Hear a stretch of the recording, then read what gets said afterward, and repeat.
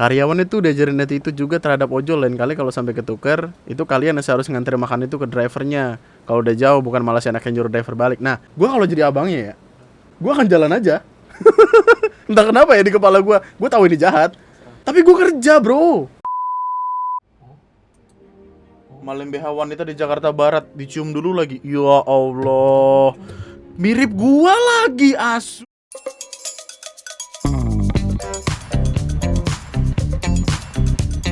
Dikira hilang. Ada bocah namanya Gibran. Jadi dia udah nggak pulang ke rumah dari abis zuhur sampai sore. Satu kampung panik sampai ngumpul buat nyari si Gibran ini. Dari abis zuhur ke sore buat anak kecil lumayan lama sih. Kecuali kamu yang keluarganya bebas nggak pernah dicariin pasti ada. Nah pas lagi berbincang-bincang waktu ibu-ibunya lagi pada ngobrol, tiba-tiba ada satu ibu-ibu yang teriak, "Itu Gibran! Itu Gibran! Itu anak Gibran itu." Ternyata Gibran lagi tiduran di kolong kursi. Langsung diangkat, pecahlah tangis sang ibu karena khawatir dari tadi anaknya udah ngilang. Ya Allah, Gibran.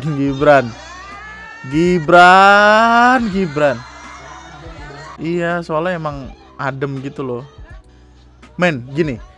Mungkin karena emang panik bro. Mungkin lu mikir kayak, oh ini hal biasa doang, kenapa dibahas, kenapa orang ngumpet segala macam itu emper. Karena gini, akhir-akhir ini lagi banyak kasus penculikan. Dan penculikan yang terjadi itu serem banget.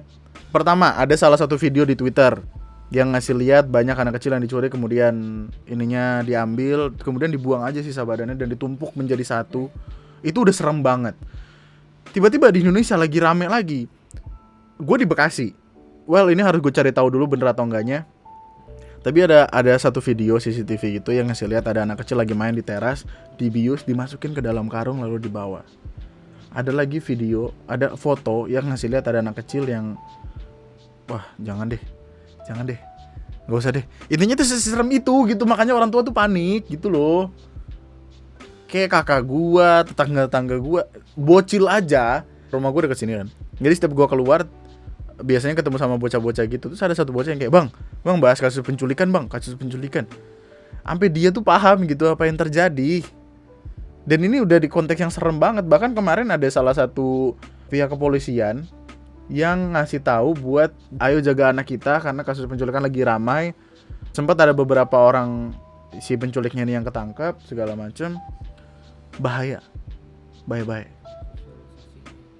Ini emang lucu, maksudnya dicariin kemana-mana. Ini akan jadi cerita buat dia gitu di kemudian hari gitu ketika udah tua. Tapi nggak akan lucu kalau misalkan jatuhnya ke tangan yang salah atau apa gitu. Serem.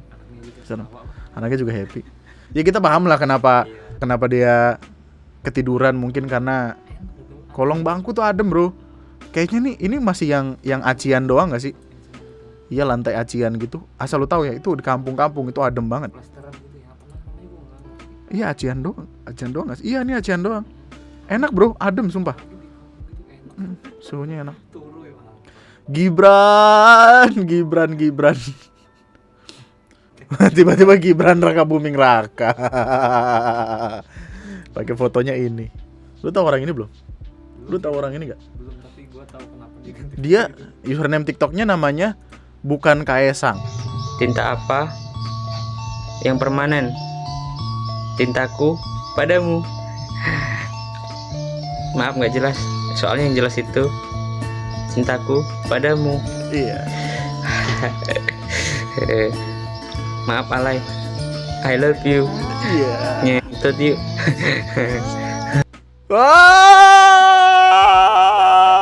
Masalahnya dia langsung kayak Gua lupa ada itunya.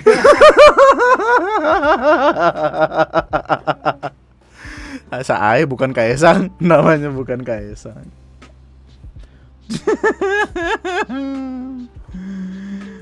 Bahasan selanjutnya datang dari keramaian di sosial media akhir-akhir ini. Masalahnya cukup besar, masuk ke TikTok, Twitter, Instagram, Facebook, Bigo, wah. Intinya permasalahannya itu datang dari tindak kekerasan lah bisa dibilang. Kekerasan yang sebenarnya masih dipertanyakan juga apakah ini sekeras itu atau enggak, karena perdebatannya itu datang dari kedua belah sisi. Intinya ada salah satu outlet tempat makan gitu, ramen ya. Kita sebut aja nggak apa-apa nggak sih?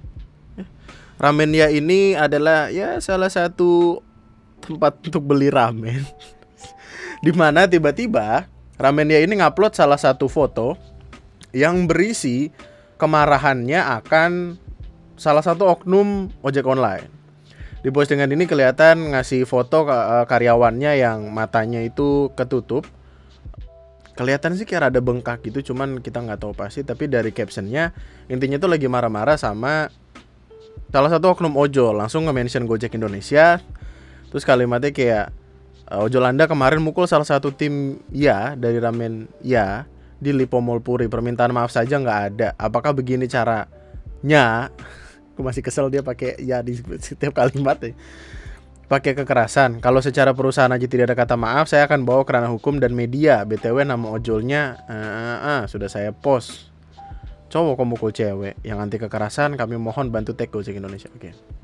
Pokoknya nggak lama setelah postingan ini ada postingan detail abang ojolnya berisi informasi pribadi yang tentu tidak boleh sembarangan disebar. Tapi ya disebar anyway gitu. Dan Gojek pun langsung menerima laporan tersebut dengan bilang kami menyesalkan kejadian yang menimpa karyawan ramen ya. Kami tidak menoleransi segala bentuk tindak kekerasan dalam pelayanan mitra dan menyayangkan kejadian ini. Terus perdebatannya itu jadi panjang banget karena orang nggak tahu nih kronologis kejadiannya kayak apa. Cuman tahu kayak tiba-tiba orang dipukul. Dipukulnya kenapa gitu.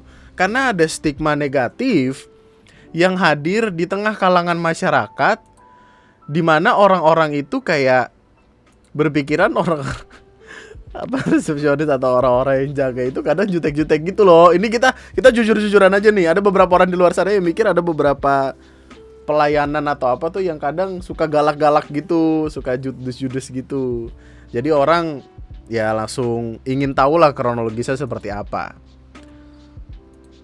Akhirnya dari pihak ramen ya itu ngeluarin kronologis kejadian. Ini kita baca baik-baik kan ini cukup penting. Tadi gue muter-muter di sini doang nih soalnya nih. Pada jam 16.56 ada pesanan dari Gobis. Oh, Gojek Business. Atas nama dengan driver Imron. Nah, ini driver 1 dan yang kedua sekitar jam 17.07 ada pesanan lagi atas nama Matthew dengan driver Muhammad Noval. Ojol pertama datang kemudian nunggu pesanan yang belum jadi. Ojol pun menanyakan kepada staf bernama Yuli yang ada di greeter dan staf bernama Yuli pun menanyakan ke belakang. Dan tidak lama langsung membawa sebuah pesanan dari belakang yang sudah siap. Staf bernama Yuli menuju depan OT dan menyebutkan nama pesanan tersebut, Matthew, which is orang yang pesanannya yang kedua itu. Jadi bukan yang punyanya Imron nih. Terus sang ojol atas nama Imron yang menunggu pun langsung mengambilnya tanpa dilihat atau mencocokkan bill-nya terlebih dahulu. Ini menurut ramen dia ya. Staf Yuli sempat meminta mencocokkan bill tapi ojol langsung pergi. Dan tidak lama setelahnya sekitar 15 menit datang abang ojol yang kedua atas nama Muhammad Noval yang seharusnya membawa pesanan atas nama Matthew tersebut. Staf bernama Yuli pun langsung menanyakan kepada kasir dan meminta tolong teleponkan abang ojol yang pertama. Bro, kayaknya abang ojol yang pertama salah ngambil pesanan deh, itu buat Matthew gitu. Habis ditelepon sama kasir bernama Cica. Abang ojol pun mengajak bertemu di parkiran. Terus akhirnya tukeran pesanan. Sesudah bertemu staf bernama Yuli, langsung dicaci maki oleh ojol atas nama Imron Rosadi. Dan kemudian langsung dipukul setelahnya. Staf Yuli memfoto plat nomor tersebut. Setelah dipukul, sang ojol pun tidak terima plat motornya difoto. Staf Yuli pun ingin dipukul untuk kedua kalinya, tapi langsung dipisahkan dengan ojol yang lain. Demikian berita acara ini saya buat dengan sebenar-benarnya dan dapat dipertanggungjawabkan. Terima kasih. Kalimatnya kayak gini. Tapi ini hanya kronologis kejadian menurut Ramenia. Tiba-tiba di Twitter ada kronologis lainnya yang datang dari Abang Imronnya ini sendiri. Menurut Abang Ojol, jadi dia nerima pesanan pada tanggal 3 Februari jam 5:05. Nah, abangnya ini nanya ke karyawan Ramenia estimasi jadinya itu berapa lama. Dijawab 15-20 menit. Terus setelah 20 menit abangnya nanya lagi. Terus dijawab sama karyawannya, nggak tahu. Sama abang masuk aja ke dapur. Nah, abang ojol yang nerima omongan kayak gitu langsung jawab, yang kerja di sini saya atau kamu? Pada menit ke-32 abangnya yang lagi duduk tiba-tiba diberi makanan sama satu karyawan. Ini udah beda nih. Tadi kan kalimatnya abangnya ngambil sendiri menurut yang ramen ya, tapi menurut kronologis abangnya dikasih makanan. Abangnya nanya, udah semua? Terus dijawab, udah. tanpa ada pengecekan. Nah abangnya berangkat nganter dong.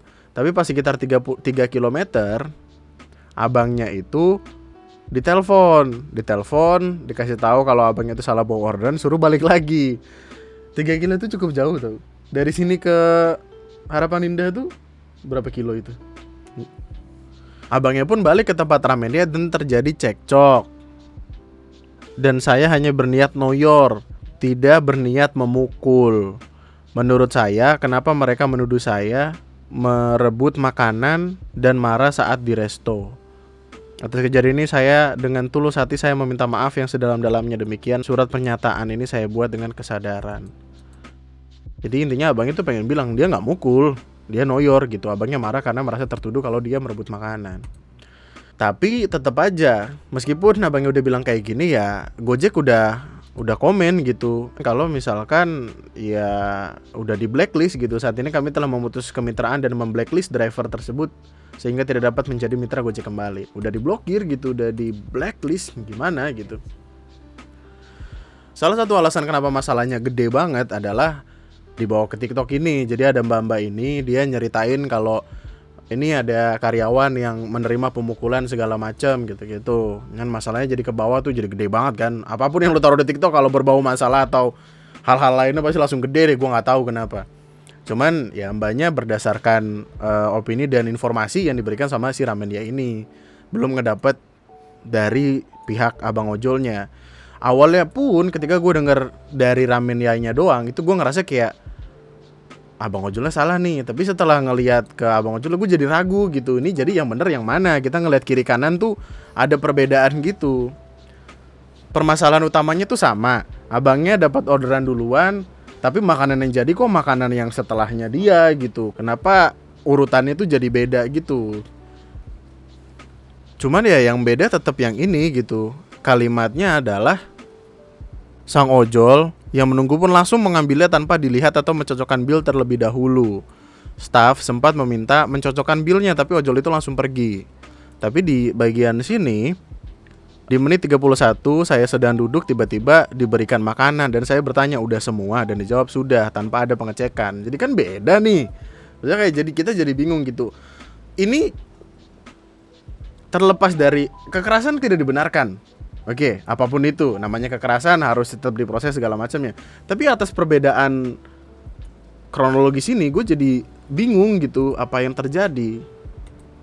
Dan pada akhirnya abangnya langsung ditangkap. Kalimatnya sih setelah melewati proses panjang, akhirnya oknum driver diamankan oleh pihak kepolisian atas tindakan kekerasan dan penganiayaan. Nah, ini mengucapkan terima kasih pada semua pihak yang telah ikut serta bekerja sama dan beretikat baik untuk menyelesaikan permasalahan ini untuk menegakkan keadilan. Cuman permasalahannya adalah postingan ini yang kronologis menurut driver kurirnya ini itu diupload di IG-nya Ramendia, tapi ketika dicek lagi nggak ada. Jadi kan kayak emang dihapus gitu, dan dihapusnya tuh kenapa? Apakah karena perbedaan statement yang menimbulkan kemarahan atau gimana gitu? Terus orang langsung pada backfire dong, langsung pada balik nyerang si Ramendianya ini sendiri karena satu dan lain alasan tersebut gitu. Baru tahu official resto suka doxing kayak gini. Evaluasi juga gimana pelayanan kalian. Padahal gue dan resto-resto sama-sama membutuhkan, gak akan gue mau. Wah, langsung kayak gini kan kalimatnya. Jadinya gak enak gitu. Karyawan itu udah ajarin itu juga terhadap ojol. Lain kali kalau sampai ketuker, itu kalian harus nganter makan itu ke drivernya. Kalau udah jauh, bukan malah enaknya nyuruh driver balik. Nah, itu juga jadi pertanyaannya. 3 kilo itu udah cukup jauh, men. Kalau disuruh untuk balik kayak, bro, balik ya. Ya Allah, udah jauh ini. Gue kalau jadi abangnya ya, gue gak peduli sih. Gue akan jalan aja. Entah kenapa ya di kepala gue tahu ini jahat. Tapi gue kerja, bro. Masa gue tapi apakah itu baik ya? Kayaknya enggak juga sih. Karena kan customer akan kecewa gitu pesannya tertukar gitu. Ya, tapi pada akhirnya itu emang urusan resto gitu. Karena kalau dari omongan abangnya dikasih makanan itu, bukan abang yang ngambil. Ya udah gitu. Driver tuh punya kewajiban untuk menyamakan orderan dan stroke nggak sih? Suruh ngecek sih. Biasanya ngecek. Kalau disuruh ngecek. Tapi intinya gini, intinya yang datang adalah lihat dua sisinya dulu, baru lu mikir mau bela yang mana gitu. Karena kalau kayak gini tuh yang awalnya, karena kan yang pertama kali ngeluarin adalah Ramendia sendiri gitu. Ketika dia ada blunder dalam mengeluarkan sesuatu ke publik, ya yang kena mereka sendiri gitu. Mbak juga nggak sopan, ya. Orang nanya baik-baik dijawab, mbok ya introspeksi diri juga, ya. Jangan cuma bisanya nyalain orang, ya. Apaan sih? Langsungnya kena tuh karyawannya juga gitu. Plus kalian juga harus baca kronologis versi abang ojolnya, baru bisa menilai. Nggak sepenuhnya salah di abang Gojek, Mbak Ramennya juga nggak ada itu dari awalnya. Gitu-gitulah. Ya, ini adalah hal baik untuk berbenah diri untuk kedua belah pihak pada akhirnya. Oh, saya driver juga di aplikasi ada pertanyaan apa sudah dicek. Tapi kadang emang pesanan udah ditalitis, makanya pasti kita driver paling tanyain ke resto. Bingung ini mah yang salah atau benar di luar pemukulan ya. Juga sih. Kalau kita belanja di beberapa tempat tertentu tuh, dia pakai goodie bag gitu, terus di kabel tis gitu. Abangnya gimana ngeceknya? Mau nggak mau ngeceknya ngecek stroke dong. Dari tulisannya sih kelihatan bapaknya udah deg-degan parah, kasihan bapaknya juga. Moga dapat rezeki dari tempat lain ya Pak. Jangan diulangi lagi Pak. Jangan diulangi lagi ya. Meskipun kita nggak tahu itu bener penroyoran atau pemukulan, kita nggak tahu, tapi ya apapun yang terbaik untuk kita semua. Respect each other. Kalau misalkan ada masalah, lihat dari kiri dan kanannya. Karena akhirnya dari situ lo baru akan tahu gitu apa yang terjadi. Cek sendiri ke dapur. Oke, sangat sopan ya pegawai ramennya gitu. Gitu yang dipermasalahkan. Soalnya di kronologis ini kan dikasih tahu kalimatnya. Di menit 20 saya tanya kembali, jawabannya nggak tahu. Dan abang masuk aja ke dalam. Loh. Kalau misalkan kayak gitu ngapain kerja di situ? Begitulah namanya juga hidup. Ini kenapa? Melihat lingkungan sekitar. 18.59 hampir jam 7. Sendal merah. Warna merah. Malu sama mobil bapak bagus. Ya, mobil Apakah tapi ngambil sendal itu maling. Avanza baru kayaknya itu? Avanza 2019 ya itu Pak ya? Melihat lingkungan sekitar. Pak, kan mobil mahal Pak. Dia ngambil sendal-sendal warna merah. Kemungkinan penyakit. Ada beberapa orang yang bilang demikian. Kemungkinan ini penyakit, siapa tahu emang kleptomania atau segala macam gitu. Tapi kesian bro. Takutnya orang jadi takut ke masjid gara-gara sendalnya hilang. Yang mana itu nggak mungkin sih. Orang ke masjid mah ke masjid aja. Tapi takutnya bener omongan orang-orang yang bilang kayak, gua dong berangkat pakai Swallow, pulang pakai Adidas. Bapaknya mendalami peran tersebut kayaknya. Kayak nggak ada yang lain aja buat diambil. Ya itu kan ada sepeda tuh.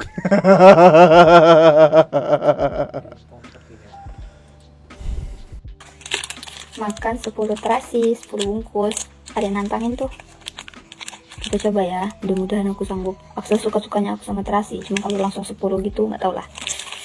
Ini udah pada aku bukain. Ini totalnya ada 10 bungkus terasi. Ini udah aku bukain. Sekarang kita coba. Bismillahirrahmanirrahim. 1 2 3 4 Di terasi kan banyak garamnya kan? Iya nggak sih? 5 6 Mbak, 7 kali ini aku nahan pedih di bibir karena aku 8 sariawan. 9 Mbaknya mau nangis kayaknya matanya berair. Cing, tampol sih.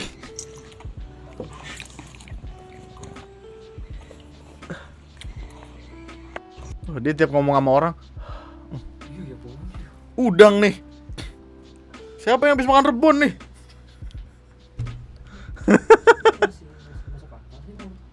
Kok masih masuk akal? Lu gila lu ya.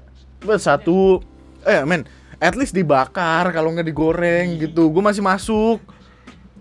Masih bahan makanan Idih. gitu loh.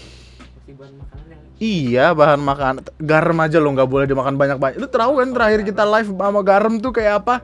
Oh, masukin footage-nya di sini. Dan mari kita tutup video ini dengan Bayu. Ya Allah, Bayu. Ada sebuah video TikTok yang memperlihatkan ada seorang wanita baru mentato nama Bayu di tangannya, tapi kemudian setelah itu putus. Bayu. Fuck Bayu. Mari kita hancurkan semua Bayu di muka bumi ini. Wah, jangan dong. Jangan. Takutnya ntar ada. Gue punya teman namanya Bayu, baik deh. Cuman kelakuannya kayak tai nyender tuh. Oh my god, Bayu. Sabar ya Kak, semoga dapat ganti yang lebih baik dan setia.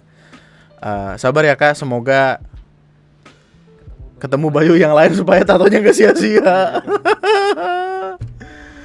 Aduh, ya ampun. Sakit bro kalau ngapus itu bro, sumpah dah. Double. Sakit hati. Oh sakit iya. gitu. Bang Nato, wih Bayu nih, nanti nikah mbak sama dia. Insya Allah mas, doain aja. Waktu keluar masuk lagi, mas tolong hapus. Udah menangis diputusin, nangis sakit. Bayu, harus di itu nggak sih, disetrika atau diapain gitu, atau pakai laser juga, gue nggak tahu deh. Tuh, ngapa ya? Selamat datang bulan Februari. Semoga Februari ini dimulai dengan apapun yang baik-baik. Kita ketemu lagi di lain kesempatan. Kita ketemu lagi di pembahasan-pembahasan lainnya tentang dunia. I feel so much. Jangan lupa like, comment, subscribe. Dengerin Lunati Podcast. Tonton live streaming setiap malam Jumat sama malam Minggu. Jagalah kesehatan.